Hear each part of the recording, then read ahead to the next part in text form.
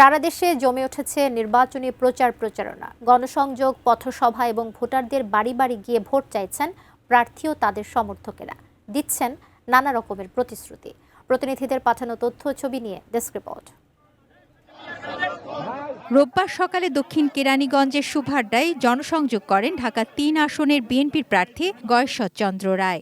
কেন্দ্রে গিয়ে ভোট দিতে সবার প্রতি আহ্বান জানান তিনি। কোনো প্রার্থীর নাম উচ্চারণ করে তাদের ব্যক্তিগত নরসিংদী ১ আসনে ধানের শীষ প্রতীকে ভোট চেয়ে গণসংযোগ করেছেন এই আসনের সাবেক সংসদ সদস্য খায়রুল কবির খোকন। আরএফএল চেয়ার, ক্ষমতার নয়, সমতার চেয়ার। ২ নং ওয়ার্ড থেকে তুমি সামনে আসো। রাজশাহীর ৬টি সংসদীয় আসনে সব প্রার্থী ব্যস্ত সময় কাটাচ্ছেন। সদর আসনে বিএনপি প্রার্থী মিজানুর রহমান মিনু এদিন তালাইমারি মোড় থেকে কাজলা হয়ে বিনোদপুর পর্যন্ত ভোটারদের কাছে যান। এটি হবে একটি হিস্ট্রি, এটাই হবে একটা ইতিহাস।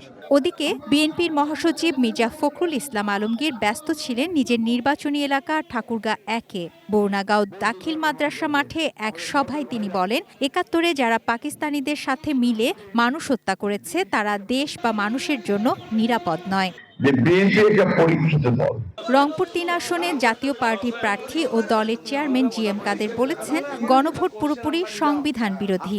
বর্তমান সরকার গণভোটের কারণে তাদের শপথ ভঙ্গ করছেন।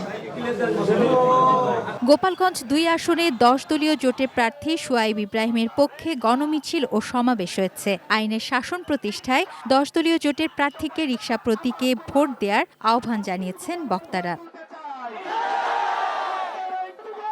ঝিনাইদহ শহরের সড়কে গুরুত্বপূর্ণ মোড়ে শোভা পাচ্ছে বিভিন্ন প্রার্থীর ব্যানার ফেস্টুন। জেলার 4টি নির্বাচনী আসনে মোট প্রার্থী ২২ জন। ভোট থেকে গভীর রাত পর্যন্ত বাড়ি বাড়ি ঘুরে ভোট চাইছেন তারা। তুনা সিনা তনু, ডেস্ক রিপোর্ট, এটিএন নিউজ।